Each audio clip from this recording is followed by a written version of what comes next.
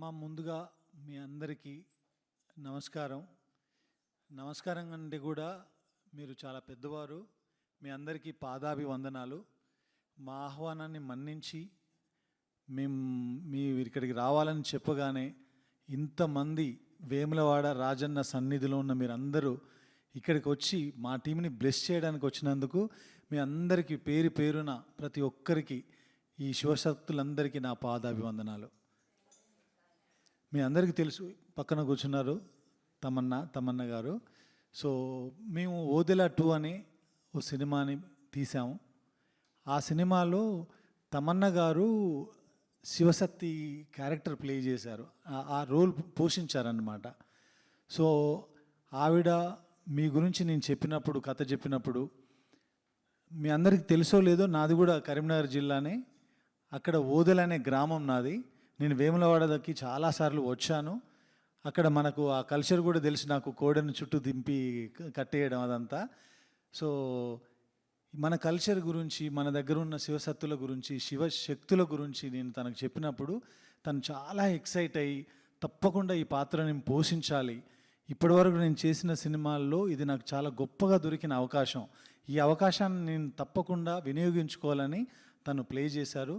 So చాలా అద్భుతంగా play చేశారు. నాకు అదృష్టం ఏంటంటే ఈ క్యారెక్టర్ రాయడానికి కానీ, ఇంత దూరం ఈ సినిమాని తీసుకురావడానికి కానీ, మీరు కాకపోయినా మీ అమ్మలను నేను చూసుంటాను చిన్నప్పుడు. ఆ వేములవాడ వచ్చినప్పుడు, లేదంటే శ్రీశైలం వెళ్ళినప్పుడు, కొమరవెల్లికి వెళ్ళినప్పుడు, ఓదెల మల్లన్న సన్నిధిలో వెళ్ళినప్పుడు ఇవన్నీ చూశాను కాబట్టి నా మెమొరీలో చిన్నప్పుడు అలా ఉండిపోయినాయి. అదే విషయాల్ని నేను కథ రూపంలో రాసుకొని, మీరందరూ ఎలా చేసేవాళ్ళు, ఎలా ఉండేవాళ్ళు, ఎలా నడిచేవాళ్ళు, నాకు ఉన్న జ్ఞానంతో నేను తనకు చెప్పాను. తను ప్లే చేశారు. తప్పకుండా రేపు ఈ కల్చర్ గురించి, దీని గురించి తెలిసిన వాళ్ళందరూ కూడా ఈ సినిమాని ఆశీర్వదించి చాలా పెద్ద సక్సెస్ చేస్తారని నేను నమ్ముతున్నాను. సో మీ ఆశీర్వచనం కూడా దానికి ఉండాలి మాకు.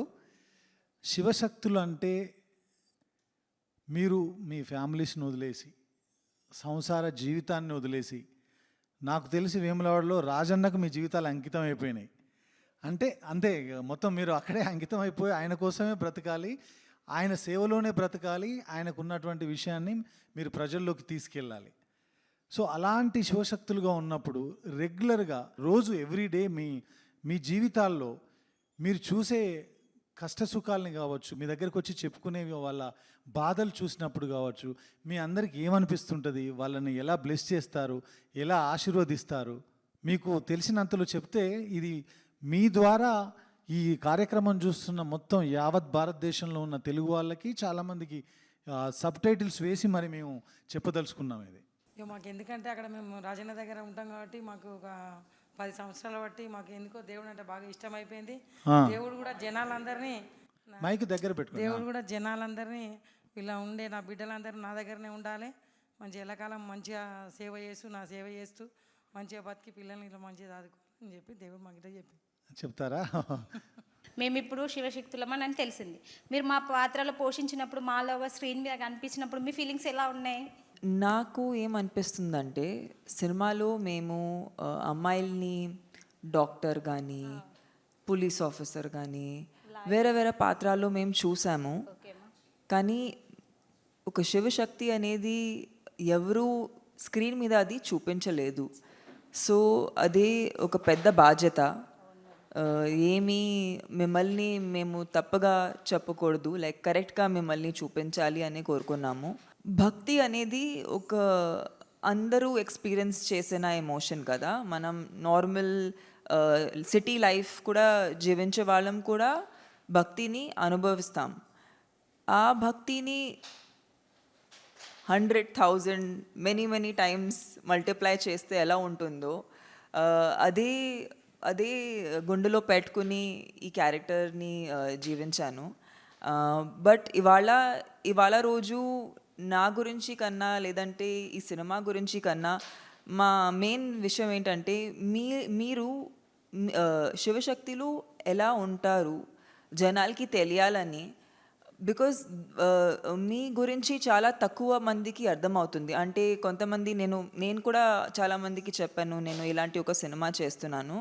సో వాళ్ళు అడుగుతున్నారు, ఓ నాగసాధు లాగా ఉంటారు, లేదంటే సో వాళ్ళకి తెలియదు. కాబట్టి మీతో కలిస్తే మీరు మాకు చెప్తారు, ఈ ప్రోగ్రామ్ మేము అందరికీ చూపిస్తాము, మీ గురించి మీ మీ జీవితం గురించి వాళ్ళకి ఇంకా తెలుస్తుంది, అండ్ ఈ సినిమా మేము ఎందుకు తీసాము అనేది వాళ్ళకి అర్థమవుతుంది. సో మీరు చెప్పాలి, మీరు ఏ ఏ ఏ వయసులో మీరు శివశక్తిగా మారారు అండ్ ఎందుకు మారారు, మీ లైఫ్ ఎలా ఉంటుందో దాని గురించి మాకు కొంచెం చెప్తే చాలామంది తెలుసుకుంటారు. అయితే మేము వేములవాడలోనే ఉంటాం మేడం. మా పిల్లలకి హెల్త్ బాగాలేకుండే, ఎక్కడికి పోయినా మా పిల్ల ఇప్పుడు నాకు 2 అమ్మాయిలు మేడం. చిన్నప్పటి నుండి హాస్టల్లోనే ఉన్నారు. కానీ వాళ్ళకి హెల్త్ బాగాలేక కడుపు నొప్పి లేసి అట్లా 2 ఇయర్స్ నేను మొత్తం కరీంనగర్లో దవాఖానలు ఎన్ని ఉన్నాయో అన్నీ చూపించిన మేడం. చూపించినా కానీ ఎక్కడా తగ్గలేదు. తగ్గకపోయేసరికి మళ్ళీ నాలాంటి వాళ్ళు వేరే వాళ్ళు ఉంటారు కదా, వాళ్ళ దగ్గరికి వెళ్ళా అన్నట్టు. వెళ్తే మీ పాపకి హెల్త్ ఖరాబ్ అయింది, హెల్త్ నా స్కానింగ్లు ఏవి తీయించినా ఓకే ఉంది, కానీ ప్రాబ్లం తెలుస్తలేదు, కడుపు నొప్పి లేస్తుంది. అట్లా ఎందుకు లేస్తుంది మేడం, ఇట్లా మరి మా పాప బాగుంటలేదంటే మీరు ఇట్లా మా దాంట్లో ధారణ వేయించుకుంటారు అని అంటారు అన్నట్టు. ఇప్పుడు శివశక్తుల్లాగా అయినామంటే ఫస్ట్ ధారణ వేయించుకోవాలి. అంటే వేములవాడ రాజన్న గుళ్ళో ఆయన సన్నిధానాల్లో పెళ్లి చేసుకోవడం అన్నట్టు ఆయనకు. అయితే అట్లా చేసుకోవాలి అని అంటే ధారణ వేయించుకోవాలంటే నాకు 2 అమ్మాయిలు ఉంటారు, వాళ్ళు డేట్స్ ఉంటారు, పీరియడ్స్ ఉంటారు, వాళ్ళకి మళ్ళీ పెళ్ళిళ్ళు చేస్తే వాళ్ళు డెలివరీలు నేనే చేయాలి.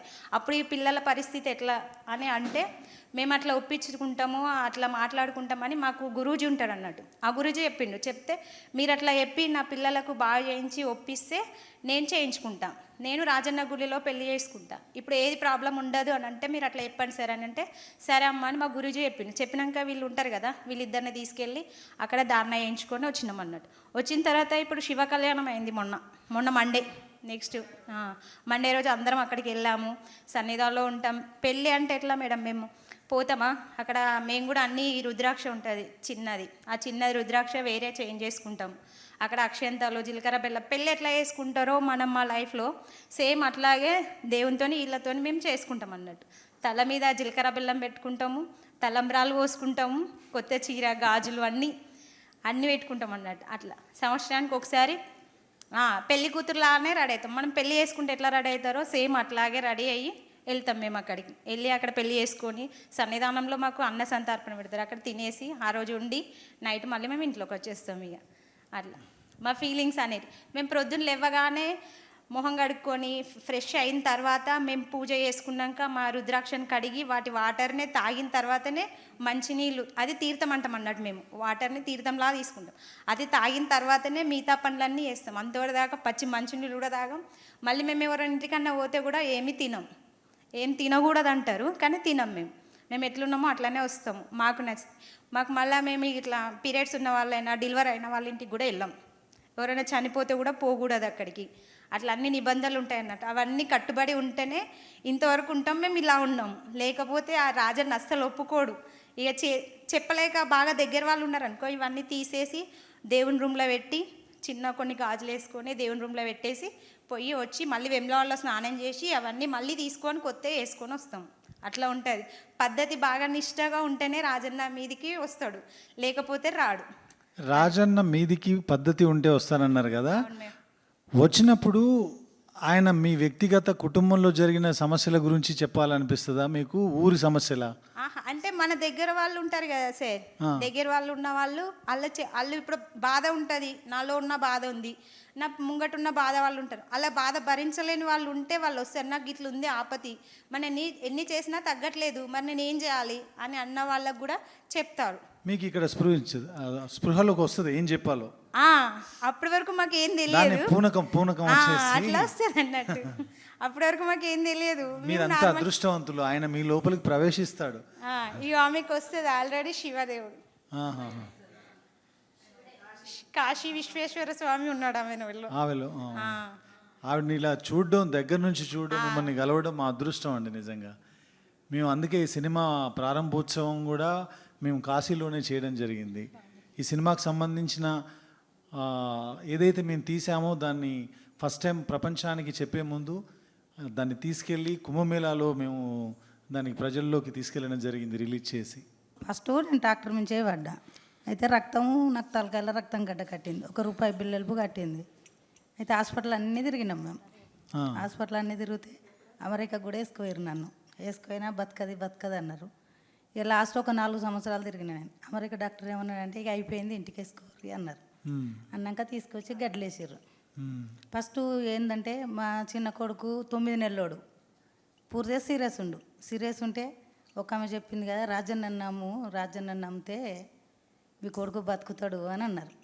ఈ ఐస్ లెక్క అయిపోయింది ఆయన. ఫస్ట్ పరమం అది ఎమ్లవాడ అన్నది మాకు తెలియదు అప్పుడు. మాకు యాదగిరిగుట్ట కొండగట్టు అదే ఉండే. ఇక నా అమ్మంగానే ఒక 5 నిమిషాలకు మా కొడుకు లేచిండు. ఇక అట్లా సోమవారం సంవత్సరానికి ఒకసారి పోయినాం మేము. ఒక 25 సంవత్సరాలు అవుతుంది కావచ్చు. పోయినాక ఒక 4 ఏళ్ళు 5 ఏళ్ళకు కాశీశ్వరుడు వచ్చి ఇంట్లోనే ముసలైనగా వచ్చుడు పెట్టిండు. వచ్చుడు పెట్టినాక డాక్టర్ ముంచేవాడ్డా నేను. ఇక అది నొప్పి లేచింది బాగా. నొప్పి లేచినాక కూడా ఇదేంది మేము సంవత్సరానికి ఒకసారి పోయినాక ఇంత బతకదా అంటుర్రు అంటే లాస్ట్ గడ్డలో కూడా వేసారు నన్ను. గడ్డలు వేసినాక మా చిన్న కొడుకు 10వ తరగతి ఎగ్జామ్ రాసి హైదరాబాద్ వచ్చిండు. హైదరాబాద్ వచ్చినాక మళ్ళీ గిట్లా గడ్డలు వేసిర్రు అనగానే ఇక్కడి నుంచి ఆడికి వచ్చినాక నా పొడుగు వండి ఈ సంవత్సరం ఏం లోడపోలేదు, అందుకే మా అమ్మ చచ్చిపోలేదని ఏడుచుడు పెట్టిండు. ఏడితే కళ్ళు తెరిచిందట. నేను తెరిచినాక తీసి లోపలేసారు. లోపలేసినాక హైదరాబాద్ ఒక ఆమె వచ్చి లేదు నాకు జోల పడితే నేను బతికిద్దా అని రాజన్న వచ్చి ఆమెకు చెప్పిండు. నేను పట్టా అని అన్నా. కానీ పట్టినాక నాతోటి ఒక 20 మంది బతికారు. ఒక ఆమెకు 5 ఏళ్ళ పిల్లకు పేగు మడత పడ్డది. అయ్యో హాస్పిటల్ పంట తిరుగుతుంటే గిట్లెట్లయితుంది. నాకు కాశీశ్వరుడు ఒక చిన్న పిల్లగాని రూపంలో వచ్చి వాళ్ళని ఎందుకు రక్షించవు అన్నాడు.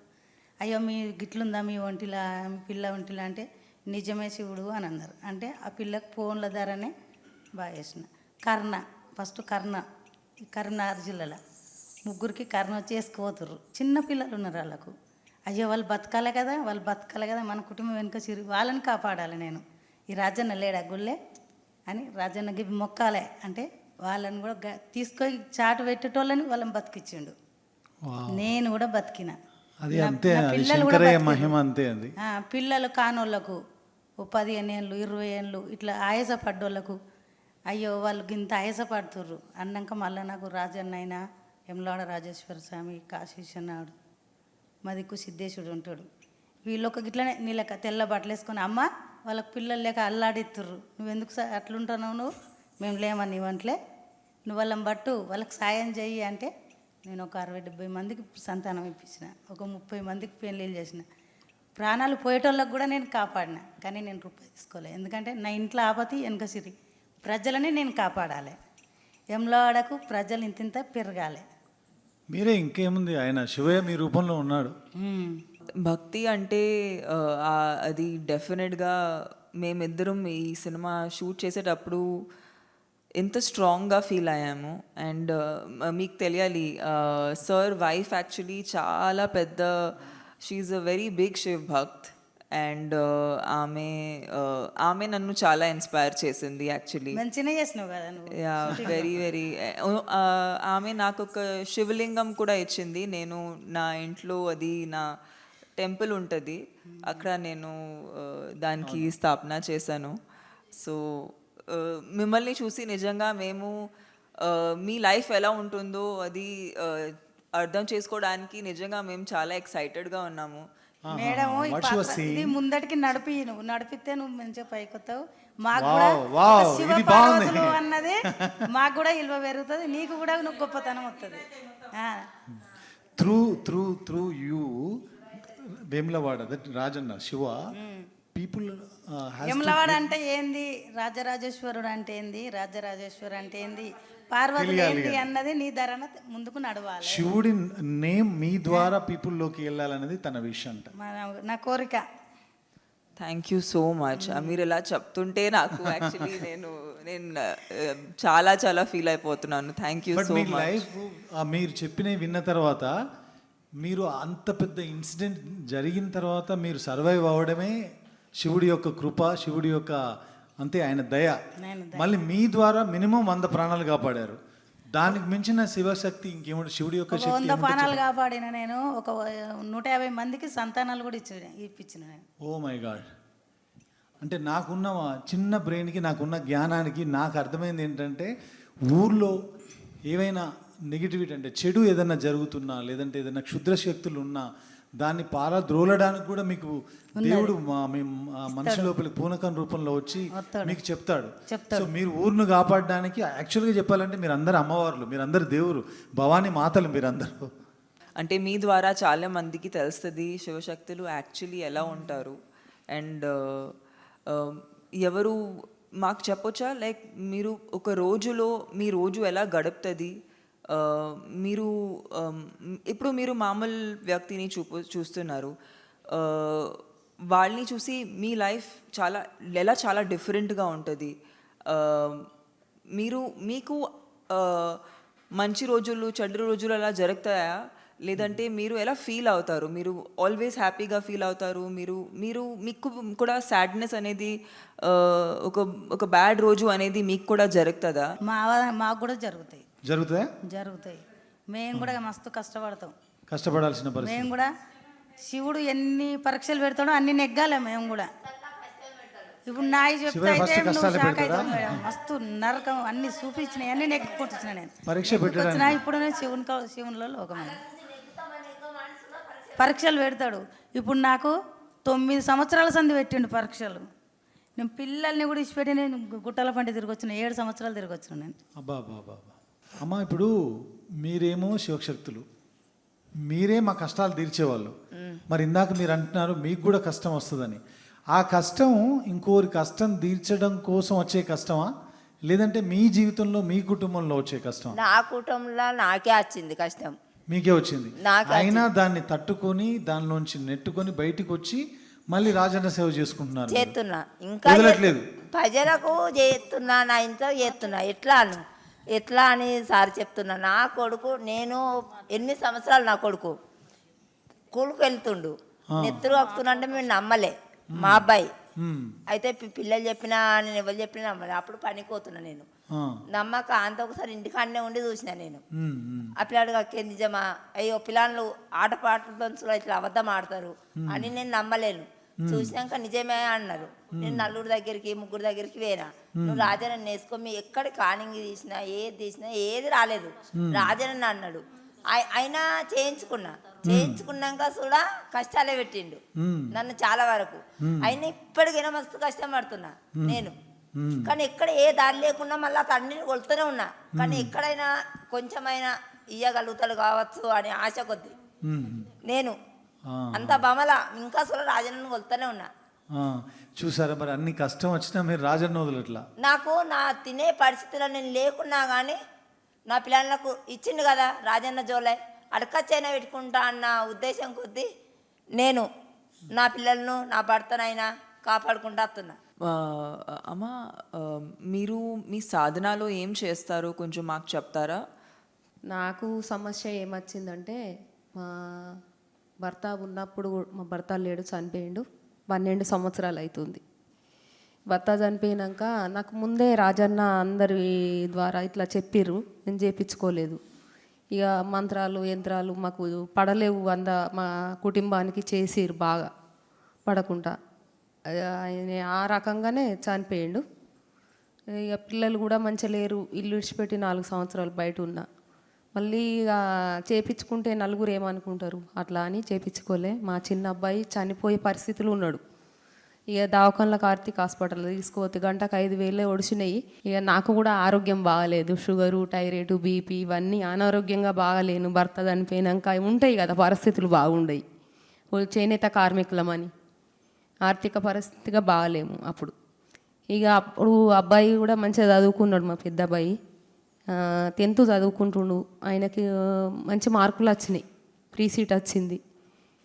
ఫ్రీ సీట్ రాని వాళ్ళకి 2,25,000 కట్టాలి. ఇక సరే ఆ అబ్బాయిని చదివిమని అన్నారు పార్టీ ద్వారా. మళ్ళీ ఇక చిన్న అబ్బాయి బాగాలేడు, చనిపోయే పరిస్థితిలో వచ్చిండు. అయితే శివయ్యనే నాకు ఇట్లా శివయ్య మనుషులు ఇట్లా అట్లా చేయించుకున్నవారు కళలో కనబడి చెప్పిండ్రు, నేను ఉన్నా అని చెప్పేసి ఇట్లా అన్నారు. ఇక ఆయనకు గంటలలోనే పానం పోతుంది అన్నారు. ఏది మా చిన్న అబ్బాయికి డెంగ్యూ జ్వరం వచ్చింది. కరీంనగర్ చెల్మనానందరావు దవాఖానలో వేస్తే ఇక అప్పుడు ఎవరేమన్నా అనుకొని నేను చేసుకుంటా అని మొక్కిన. నాకు కళలో మస్తు కనబడ్డాడు దేవుడు. ఆ దేవుణ్ణి వేసుకున్న సుంది నాకు కష్టాలు ఏం లేవు.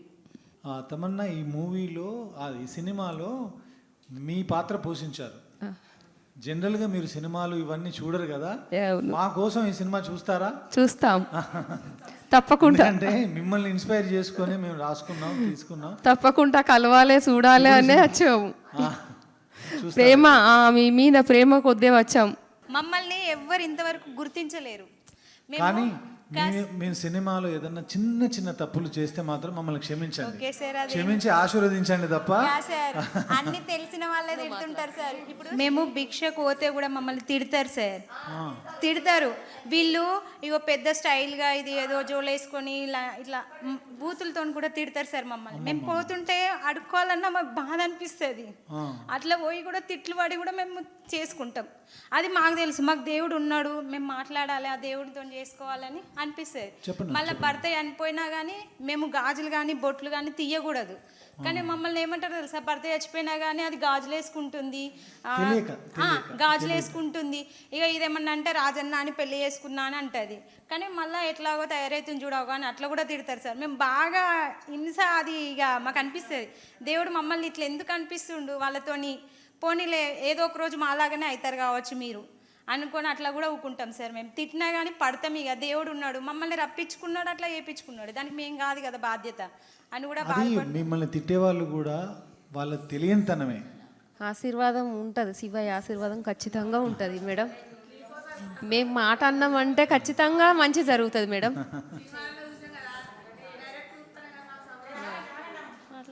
నమస్కారం మేడం. నమస్కారం. ఓం నమ శివాయ. ఓం నమ శివాయ. హర హర శంకర నమో శివాయ. హర హర మహాదేవ. ఓం నమో హర హర మహాదేవ్ శంభో శివాయ. ఏకవస్త్రధారణ అంటే ఒకే శారీ కానీ అదే ఏదైతే మీరు బట్టలు వేసుకుంటారో అదే జీవితకాలం వేసుకోవాలి, అదే జోలే పట్టుకోవాలి, అదే ఇది చేయాలి. మీ పక్కింటోళ్ళు ఎదురింటోళ్ళు ఎవరైనా సరే సినిమాకి వెళ్తుంటారు, వాళ్ళ ఫ్యామిలీస్తో ఏదైనా ఎంటర్టైన్మెంట్ ప్రోగ్రామ్స్కి వెళ్తుంటారు. అలా చూసినప్పుడు మేము దేవుణ్ణి నమ్ముకొని ఉన్నాము, లేదంటే మేము కూడా ఇలా సరదాగా తిరిగే వాళ్ళం అని అనిపిస్తుంటుందా? అస్సలు అనిపించదు కదా. అది అదే అదే ఆ శివయ్య మహిమ. మీ కళ్ళ ముందు అన్ని ఉన్నా కూడా మీకు అనిపించదు. మీరు ఇంట్లోంచి బయలుదేరితే మళ్ళీ ఇంటికి వచ్చేదాకా పచ్చి గంగ కూడా ముట్టరని అంటారు, నిజమేనది? వేరే వాళ్ళ ఇంట్లో తినరు. ఇప్పుడు పెండ్లీలకైనా భోజనం పనికొస్తుంది మాకు. మిగతా మళ్ళీ పుట్టెంటుకలు అవి పనికొస్తాయి మాకు. ఇక వేరే అంటే ఇప్పుడు సారీ ఫంక్షన్ అంటారు, అది పనికిరాదు మనకు. చనిపోయిన కాడిది పనికిరాదు. ఆడపిల్ల పుష్పవతి అయినప్పుడు చేసి డెలివరీ అయింది, డెలివరీ అయితే వెళ్ళకూడదు, వెళ్ళం. ఇక మనకు అక్క చెల్లె దగ్గర వాళ్ళు అయితే ఇవన్నీ తీసి బంధం అనేది భగవంతునికి అయితే తెలుసు కదా, మన ఆత్మ కొట్టుకుంటది కదా, అక్క తమ్ముడు ఆ చెల్లె అని. ఆ ప్రాణం ఆగదు కదా.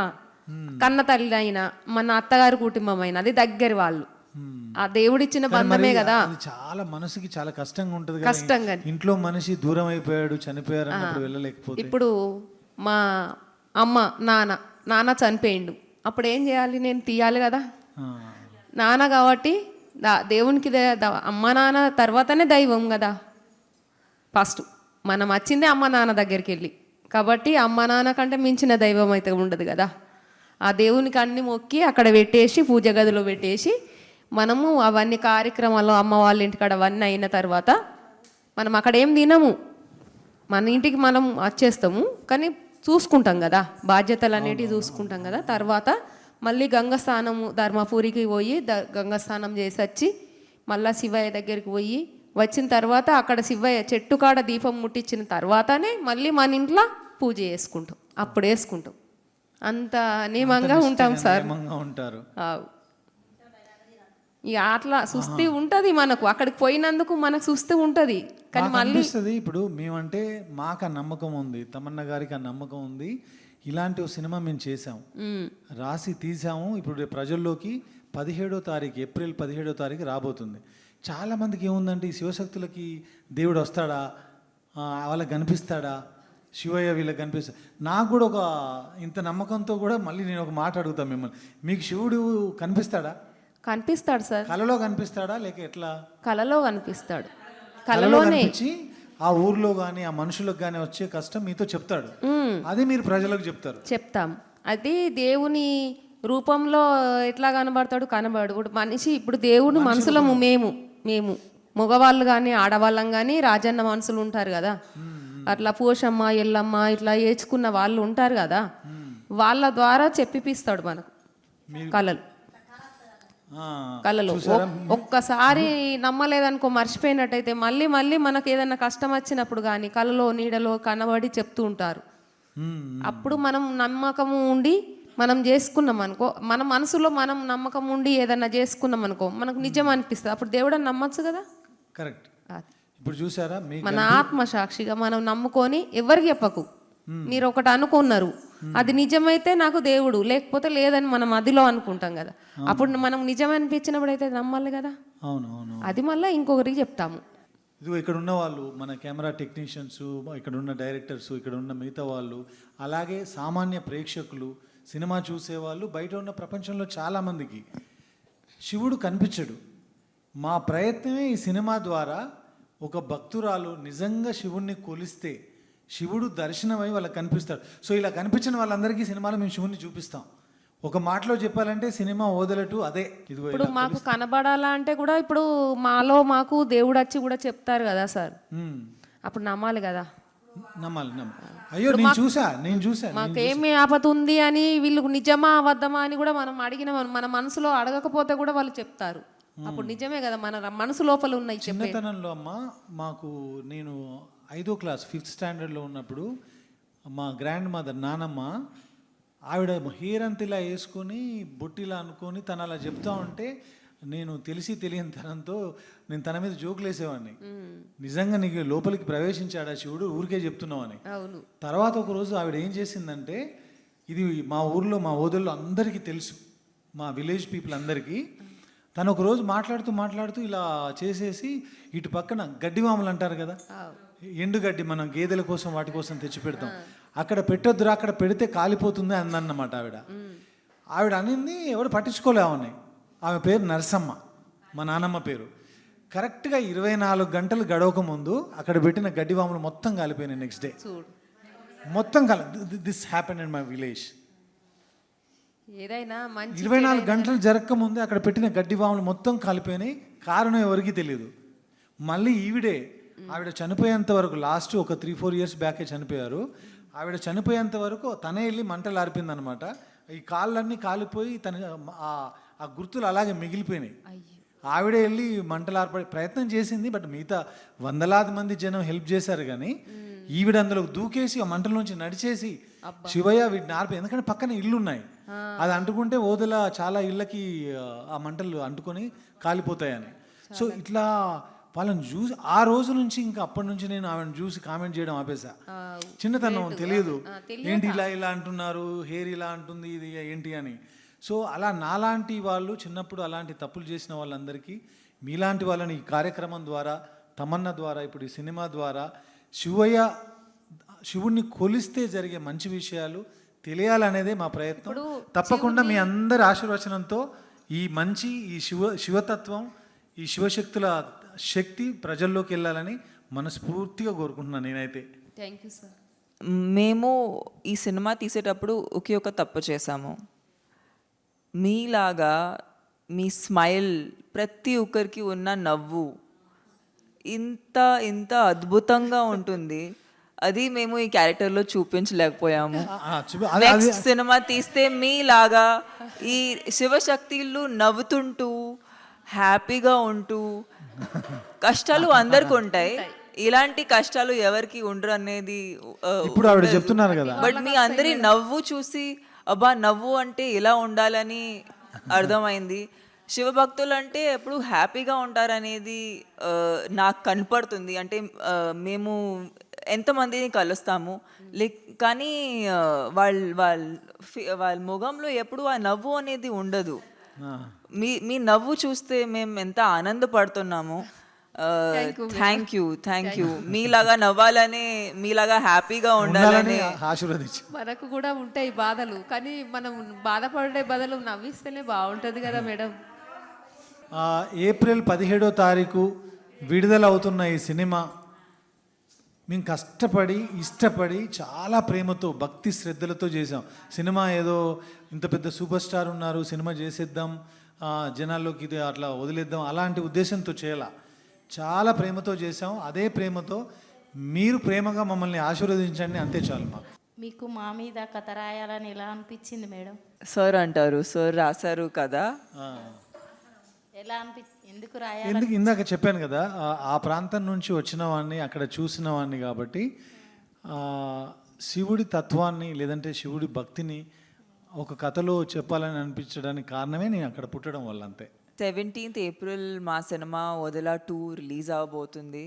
మీ ఆశీస్సులతో మేము ఈ రిలీజ్ మంచిగా జరగాలని అందరికీ నచ్చాలని కోరుకుంటున్నాము. సో ప్లీజ్ మీ ఆశీస్సులు ఇవ్వండి. Thank you.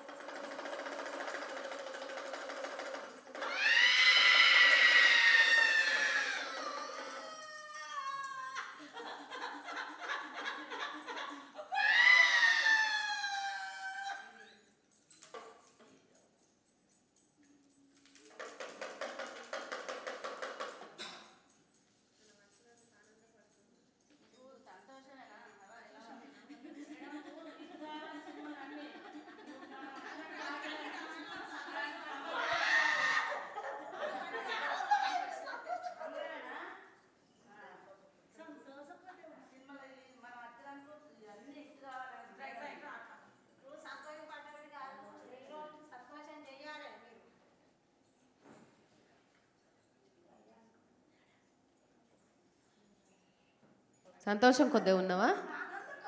ఆనందమేనా? మల్లన్న దేవుడు అట మేడం. మీరు మల్లన్నను నమ్ముకోమని చెప్తుండు. అన్నీ అనుకున్నాడు జరుగుతాయంట. మల్లన్నను శివయ్యను నమ్ముకోమని చెప్తుండు. గుడికి రమ్మంటారా? కొమరేలి మల్లన్న, కొమరేలి మల్లన్న.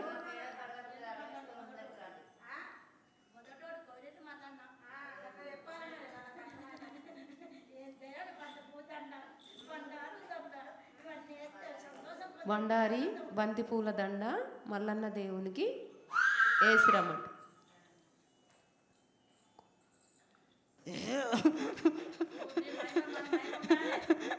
రాజరాజేశ్వరుడు అంటే బొల్లా శంకరుడు నేను, భక్తవ శంకరుడు నేను, ఆపతిన్నోళ్ళకు వాళ్ళింటనే ఉంటా నేను.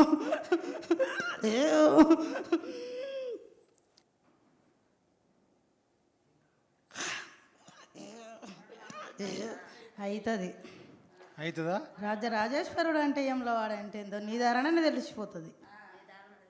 రాజరాజేశ్వరుడు అంటే ఏందో రాజన్న ఏంటో అన్నది.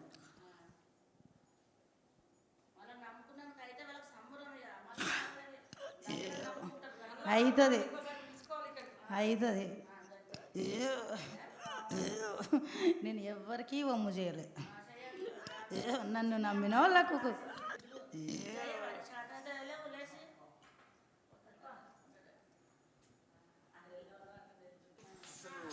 ఒక 20-30 ఏళ్ళ తర్వాత మళ్ళీ ఇలా చూడడం జరిగింది వీళ్ళని. అమ్మా